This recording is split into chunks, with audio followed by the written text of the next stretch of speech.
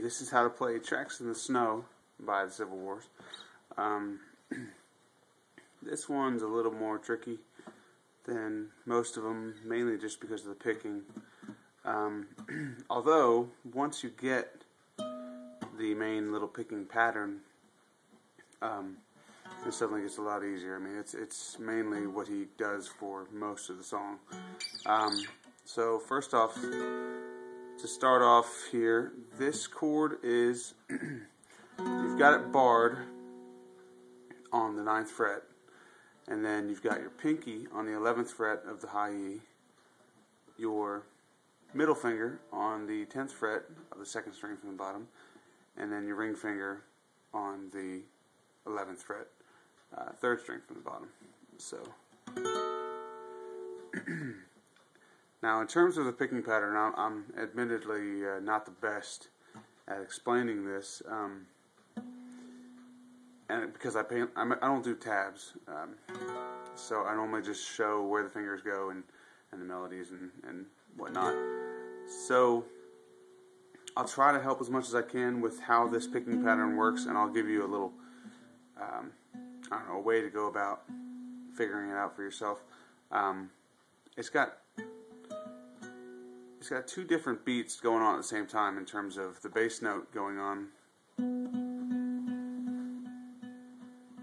That's pretty much going on. So, and then you've got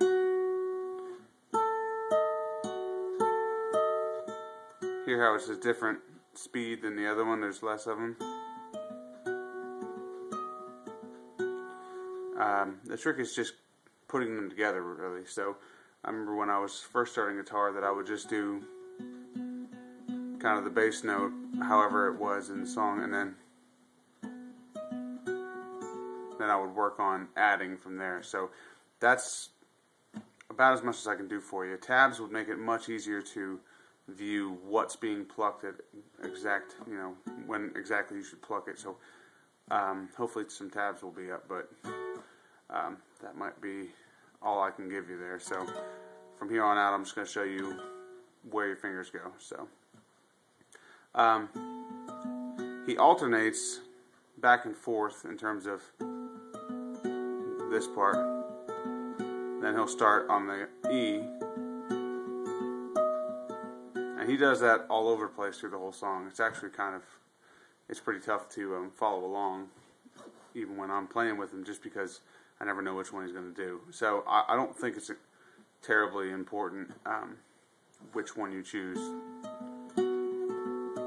except for when you move to the second part here. So after you've done this,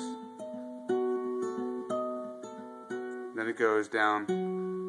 You are now hitting the 9th fret of the 2nd string from the top here, and you're keeping these two fingers, your middle and your ring finger, in the same place. You're just moving your pinky to the 12th fret of the 2nd string from the bottom. So you're hitting this and then going up to the 12th and then back to the 10th, back to the 12th and the 10th again. So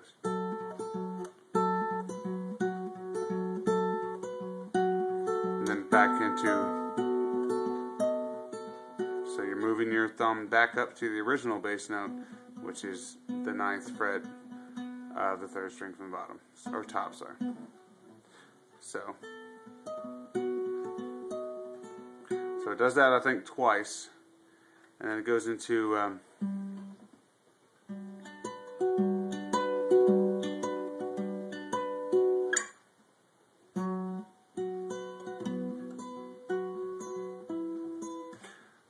this part I'm a little bit iffy about as well, but it does go into something like this, which is you're now barring the 10th fret, and your ring finger is now on the 12th fret of the 3rd string from the top. Your middle finger is on the 11th fret of the 3rd string from the bottom, and your pinky is on the 12th fret of the 2nd string from the bottom. So.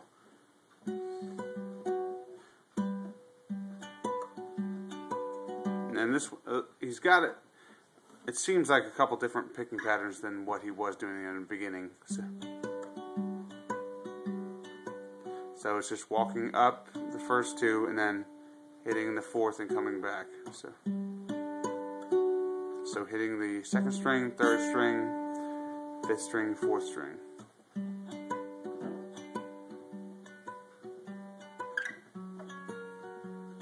Just to make it simple, we'll just do this for the next part, which is just pretty much a bar chord.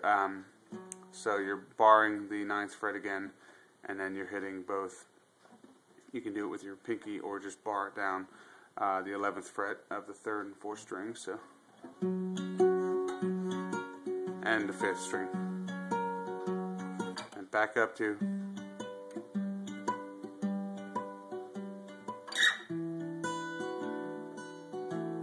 And then this part you can really technically just get away with just barring the whole 7th fret.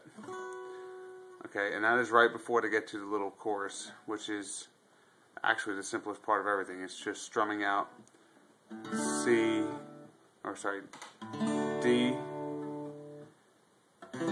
C,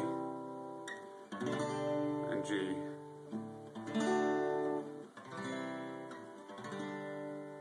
I don't think they're hitting much of the high E string, but I can't remember. Just listen to the song.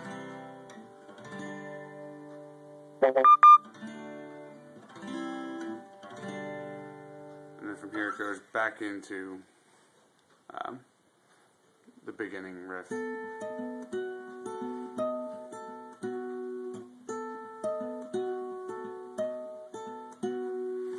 Okay, so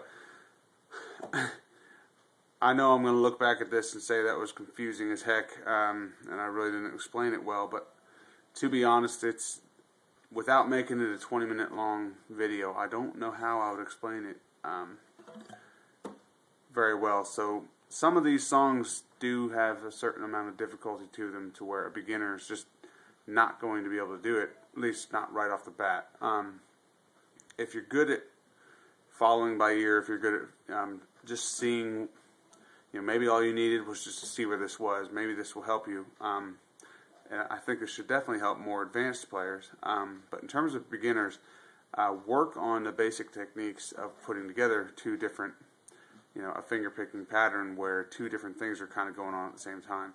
The one nice thing about this is that the bass note is constant. It's not changing. So,